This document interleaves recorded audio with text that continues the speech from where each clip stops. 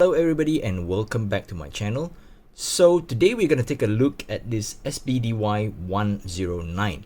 Maybe this one is not going to be a full review because this piece here is a mini turtle. So I happen to have this as a second one because I have my mini turtle for I think quite a while now. I had this like for I don't know, maybe 2 to 3 years I'm guessing. So this has been my favorite Seiko dive watch so far. Because why? It's the size. Even though it's marketed as a 42 or 42 point something millimeters watch, because of that short lug to lug, as you can see, because of that cushion case, the almost circular like or round like case profile, it's very wearable for guys with smaller wrists. So I have a smaller 6-inch or 15.2 centimeters wrist, and this one I would say it's the right fit for my small wrist.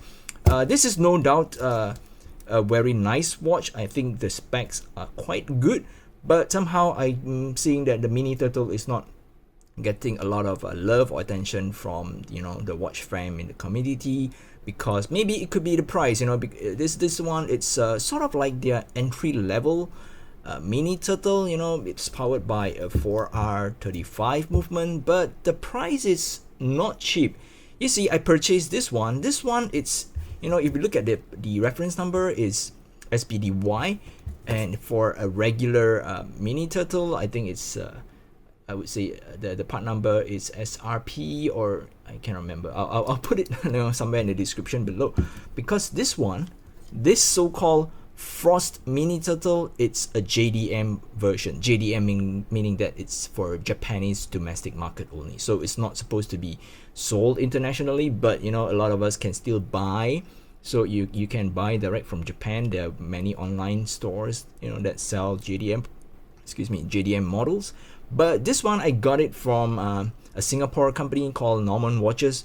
So they also sell a couple of JDM watches, and I would say their shipment, they are very fast in shipping out the watches. I literally ordered this like a day before, and I got the watch the next day. So yeah, shipping has been very fast, and yeah, I would say the service is top notch. Well, this is by no means a sponsored video. I'm just sharing my experience from buying with them. So yeah, back to this watch. So I think it's always against my principle, to buy the same watch that comes with either a different dial colors or different dial patterns. But I would say this one is just too good for me to say or to give it a pass. Why?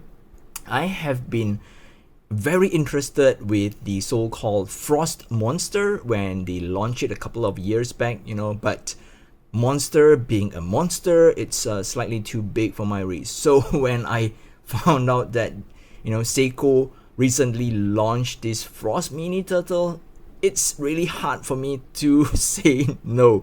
So yep, now I'm stuck with two mini turtles. One is the regular black dial, which I love a lot. I think I wear this for many times on many occasions. I even took it for not really for a swim, but for water sports. When last time, well, before the whole pandemic thing, when I used to take my kids out to water theme park and all that, yeah, this has been on my wrist for most of the time.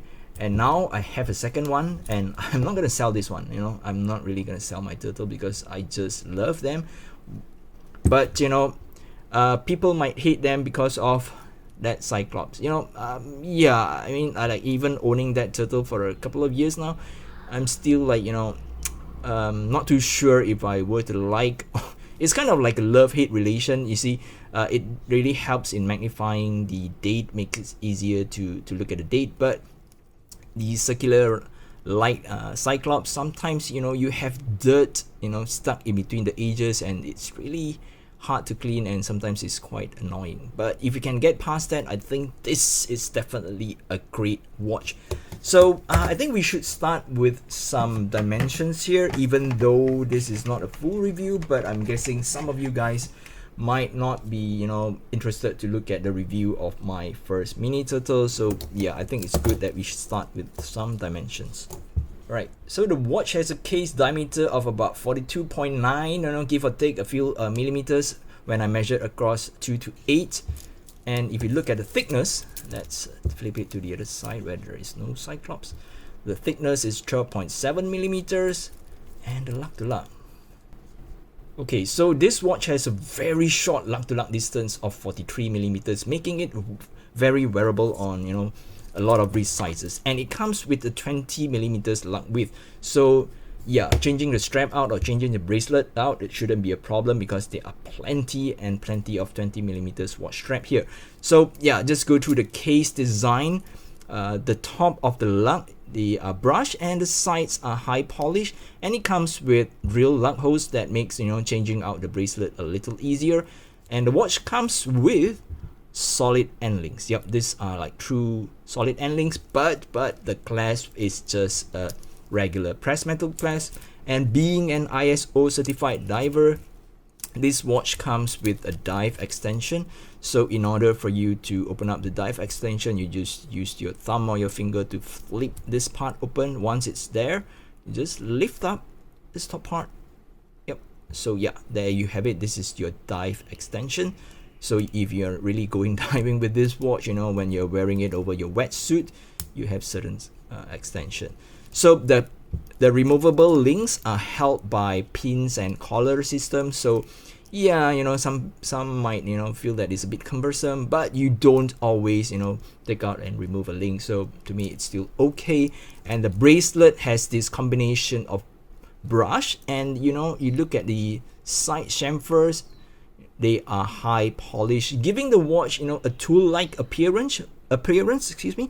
But you know, there is a bit of touch of class on that watch itself. The bezel, it's a 120 click unidirectional dive time bezel, and the action, it's quite smooth, and it's not as teeny and as loud as, you know, some of the dive time watch dive time bezel out there. And somehow I think I am lucky because the chapter ring, the bezel, and all the indexes line up nicely.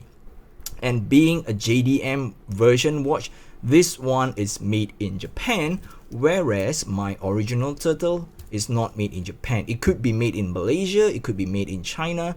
You know, like people are saying that, you know, if the part number ends with a K, it's Malaysia. Not necessarily, because K can mean like it just means that it's made outside of Japan. It could be in Malaysia, it could be in China, it could be in anywhere in the world. But yeah, this one is made in Japan. And one key difference that I noticed is the hands, because the hour, minutes, and second hands on this Frost Mini Turtle, they are high polish, whereas on the regular Turtle, yep, you can see the hands have a vertically or a longitudinally or a straight brush finishing. Yep, and if you look at it, the counterbalance on the second hand, they have a blacked out portion, and you have a reverse lume lollipop there.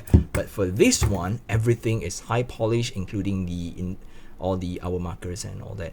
So you can argue that, you know, for a dive watch, maybe this might not be a very legible watch. But hey, you know, who's gonna go diving with an automatic mechanical watch, you know?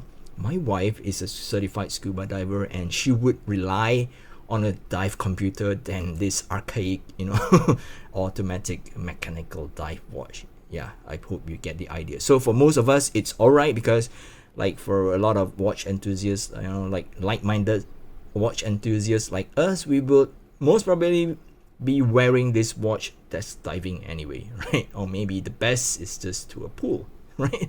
So yeah, I think the legibility, it's, you know, debatable, but I really like how the frost effect on the dial, I think it's really nice. One thing that Seiko excel, well, not in QC, but is, you know, is how well they design and make all these different kind of dials. This is undeniably their forte, you know, well, not QC, but somehow this one I'm lucky the QC is good. And this one, the bezel insert is still an aluminum bezel insert. It's not like a one-piece stainless steel insert, but I'm not sure if it's picking up in this lighting.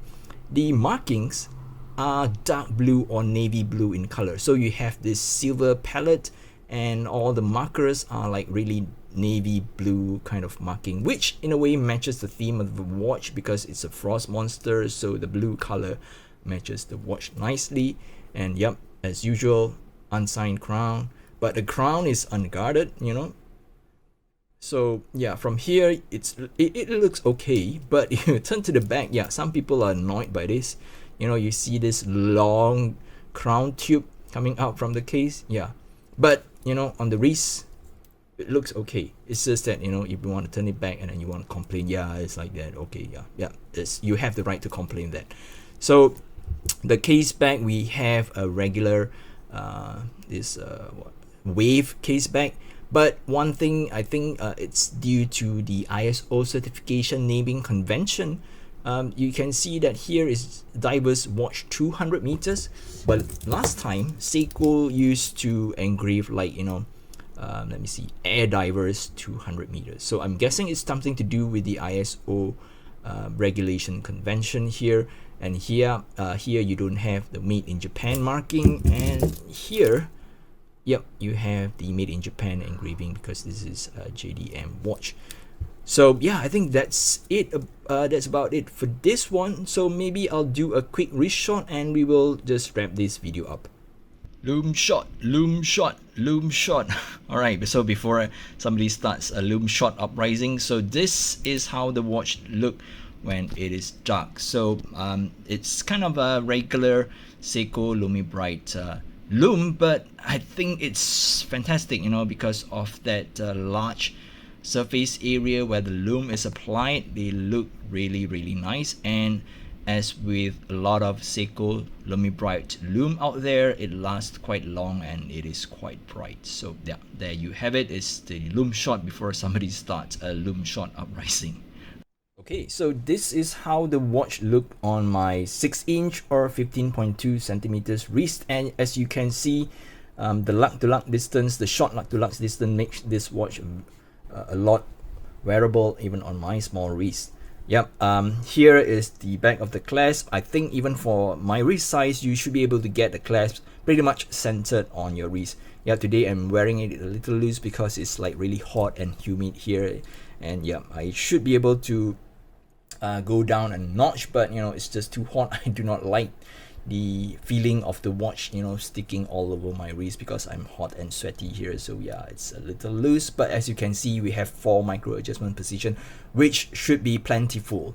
Yeah, so I guess that's it for this review then, or this short quick look then, because if you're interested to know more about, you know, the mini turtle, do check out the initial review for this you know, black mini turtle, which I did like, yeah, I don't know, a few years back. So yeah, this is all in all a very, very beautiful watch, you know, in my opinion. I really like how the frost effect take on the dial, and sometimes you can see that, you know, when it's from far away, you feel that it's just like, nah, it's just a regular white dial divers, but sometimes when the light manage to catch on it, you can have this, like, you know, some kind of a blue tinge to it, and it just looks absolutely amazing. Alright, so I guess that's it for this video. If you're new to the channel, please help to subscribe to my channel. It really helps me a lot, and I'll catch you guys in the next video. Stay safe and take care. Bye bye.